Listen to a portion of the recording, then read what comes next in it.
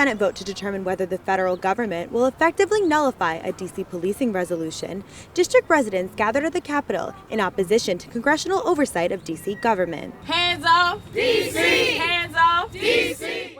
The Senate is expected to vote on a disapproval resolution aimed at nullifying D.C.'s local police reform legislation.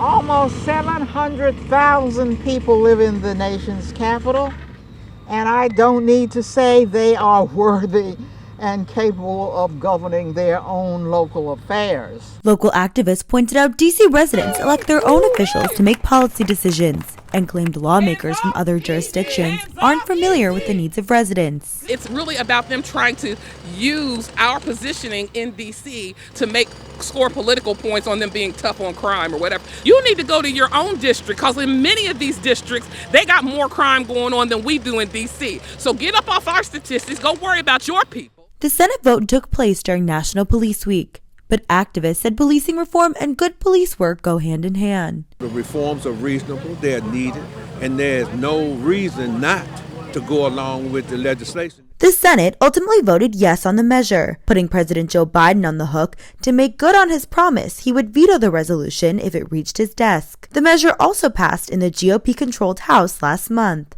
With Republicans citing claims the police reform passed by D.C. City Council was anti-police and would not deter criminal activity. Crime is clearly on the rise in our nation's capital city, yet local leaders have utterly failed in their duty to protect residents and visitors, as well as to provide MPD officers with the resources and political backing, and I emphasize that, needed to effectively defend D.C. from rising crime. On the same day as the Senate vote, the House Committee on Oversight and Accountability also held a hearing on oversight of the nation's capital.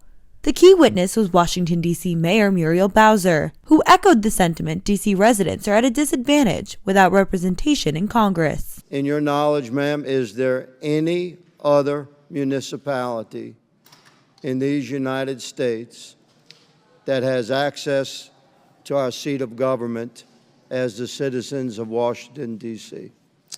Actually, they all have more access because they have voting members of Congress and I'll two ask senators. The Senate vote marks the second time within months that Congress has taken up a measure relating to policing and crime in the district. Christine Quayle for the Washington Examiner.